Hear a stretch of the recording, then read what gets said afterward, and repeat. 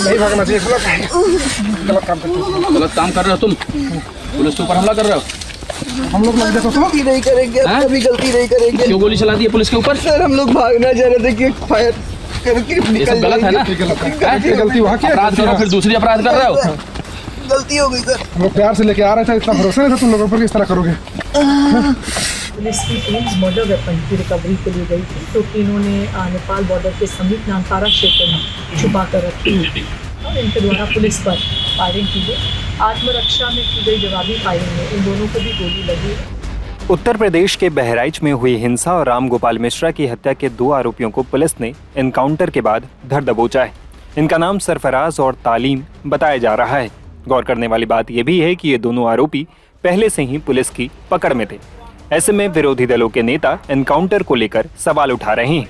यहाँ तक कि आरोपियों के परिवार वालों ने पहले ही उनके एनकाउंटर की आशंका जताई थी। दरअसल हत्याकांड के मुख्य आरोपी अब्दुल हमीद की बेटी रुखसार ने इससे पहले आशंका जताई थी कि एनकाउंटर में उसके भाई और पिता मारे जा सकते हैं। 16 तारीख को गांव से मुझे खबर मिली कि धर्मकांटे के पास से मेरे पापा और मेरे भाइयों को अरेस्ट कर लिया गया है। उनके साथ 1 लोग और हैं, 4 लोगों को अरेस्ट किया गया है, लेकिन उनका भी कुछ पता नहीं है।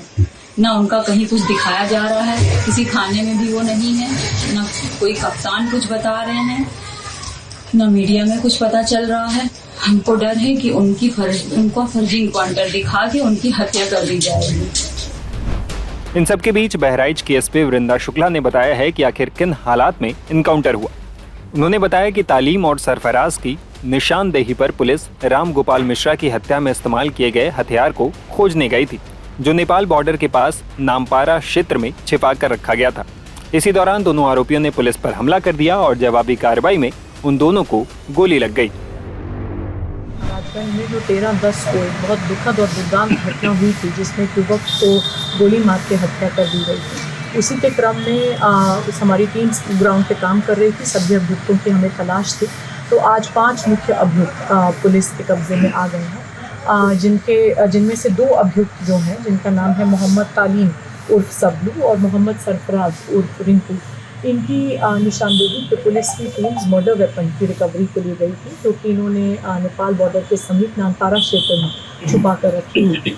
और वहाँ पर जब गई तो जो DBBL गन मर्डर में उपयुक्त यूज़ हुई थी, उसको लोडेड हालत में रखा गया था और एक और अवैध असला इनके द्वारा वहाँ पे छिपाया गया था और इनके द्वारा पुलिस पर फायरिंग की गई। आत्मरक्षा में की गई जवाबी फायरिंग में इन दोनों को भी गोली लगी है। ये घायल हुए हैं, इनको उपचार उपलब्ध पुलिस द्वारा करा दिया गया है। और बाकी 3 अन्य मुख्य अभियुक्त भी अब्दुल हमीद और उनके पुत्र फाहिम तथा मोहम्मद अफजल, इनकी भी गिरफ्तारी हुई है और इनसे की गई पूछताछ के आधार पर जो अन्य अभियुक्तों की जानकारी हुई है, उन पर भी निरंतर हमारी पुलिस काम कर रही है। शीघ्र उनकी भी गिरफ्तारी। अच्छा मैम, एक चीज जानकारी की, जैसे जिस तरीके से एक अफवाह उड़ रही है कि जो मृतक है उसके नाखून वगैरह उखाड़ दिए गए हैं, कई तरह की भ्रामक खबरें चल रही हैं। जी, पोस्टमार्टम के अनुसार मृतक की मृत्यु गोली लगने के कारण हुई है और अन्य जो चीज़ें बताई जा रही हैं वो सब भ्रामक है, जिनकी पुष्टि पोस्टमार्टम से नहीं हो रही है। क्या लगता है कि जैसे मुख्य आरोपी तो सभी पकड़ लिए गए हैं, लेकिन ये छापेमारी क्या अभी जारी आपकी रहेगी या? जी बिल्कुल जारी रहेगी। जैसे जैसे नए तथ्य आ रहे हैं, जो भी कोई लोग इसमें समर्थक प्रोत्साहक के रूप में या इसको पूरा प्लान करने में, इनको संरक्षण देने में संलिप्त पाए जाते हैं, सभी के खिलाफ ठोस कार्रवाई की जाएगी।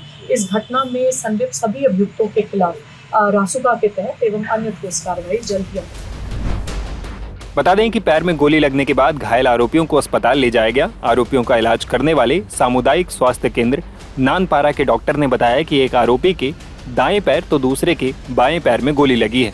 डॉक्टर ने बताया कि दोनों की हालत स्थिर है। डॉक्टर साहब, क्या नाम था आरोपी और कहाँ गोली लगी है? 2 व्यक्ति आए थे हमारे यहाँ, जो 2 लोग, एक सरफराज करके नाम है और एक तालीम करके, मोहम्मद तालीम। तो दोनों के, एक के दाएं पैर में है, एक के बाएं पैर में है। क्या स्थिति है सर? स्थिति दोनों की सही है। कहाँ भेजा गया सर? थोड़ा जो गोली है, गोली अभी भी अंदर ही है, क्योंकि एग्जिट पॉइंट उसमें नहीं दिखा है। बाकी हमने डिस्ट्रिक्ट हॉस्पिटल बहराइच के लिए रेफर कर दिया है, वहाँ एक्सरे और फर्दर मैनेजमेंट के लिए। स्थिति दोनों की नॉर्मल है। कब लेके आए थे यहाँ पे? 2:35 के करीब, दोपहर में 2:35। दरअसल बीते रविवार 13 अक्टूबर को बहराइच के महसी तहसील में मूर्ति विसर्जन के समय दो समुदाय के बीच विवाद हो गया था। इस दौरान हरदी थाना इलाके के रेहुआ मंसूर गांव के रहने वाले 22 साल के रामगोपाल मिश्रा की हत्या कर दी गई थी। वो दुर्गा प्रतिमा विसर्जन के लिए निकाले गए जुलूस में आगे आगे चल रहे थे। ये जुलूस जब महाराजगंज बाजार में समुदाय विशेष के मोहल्ले से गुजर रहा था तो नारेबाजी और डीजे बजाने को लेकर दो पक्षों में कहासुनी हुई और फिर बवाल मच गया। आरोप है कि जुलूस पर छतों से पत्थर फेंके जाने लगे, जिससे भगदड़ मच गई। मूर्ति विसर्जन के दौरान आरोपियों ने रामगोपाल को अगवा कर उनकी हत्या कर दी। रामगोपाल की हत्या के बाद इलाके में हिंसा की आग और तेज हो गई। हालांकि अब बताया जा रहा है कि हालात काबू में घटना हुई थी मूर्ति विसर्जन के बाद। इस समय उसमें क्या हुआ, घटना में क्या इसमें है जानकारी? वो मूर्ति विसर्जन के दौरान जो मारपीट हुई थी उसमें एक व्यक्ति की मृत्यु हुई थी, जिसको लेके बाद में इस संबंध में FIR भी दर्ज की गई थी। और आज जो है उस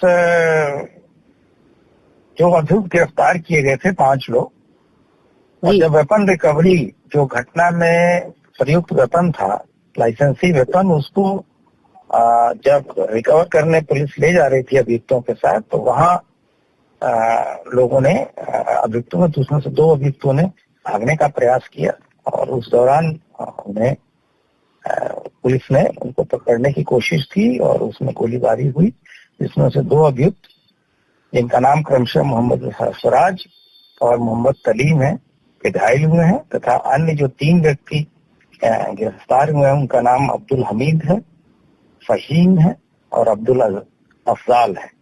कुल 5 लोग गिरफ्तार हुए हैं, जिसमें से 2 व्यक्ति घायल हैं। अभी ये प्रारंभिक सूचना प्राप्त हुई है। इस संबंध में विस्तृत बाइट SP बहराइच के द्वारा जल्द ही जारी किया जाएगा। वर्तमान में स्थिति नियंत्रण में है और हमारी फोर्स पूरे जिले में जो सेक्टर स्कीम लगाई गई थी उसके तहत कार्रवाई कर रही है। और पहले दिन जो हिंसा हुई थी उसके बाद से किसी तरह की हिंसा नहीं होने दी गई है और सख्ती बरती जा रही है। और किसी भी तरह के असामाजिक तत्वों के द्वारा जो माहौल गड़बड़ करने की कोशिश अगर होती है तो हम बहुत सख्ती से निपटेंगे। सर, इसमें एक ये बात आ रही थी कि शायद ये कहीं भागने की फिराक में थे, जिसकी वजह से पुलिस के साथ में इनका क्लैश हुआ, ऐसा भी कुछ था? कुछ ये क्या भागने की फिराक में थे बाहर ये आरोपी? हाँ, ये इंडो नेपाल बॉर्डर पे मुझे जो बताया गया है कि इंडो नेपाल बॉर्डर के पास इन्होंने जो हत्या में प्रयुक्त वेपन था उसको छिपा रखा था। तो उसकी रिकवरी में के लिए ये भागने के प्रयास में थे, उस दौरान ही ये गोलीबारी हुई है, जिसमें 2 लोग घायल हुए हैं।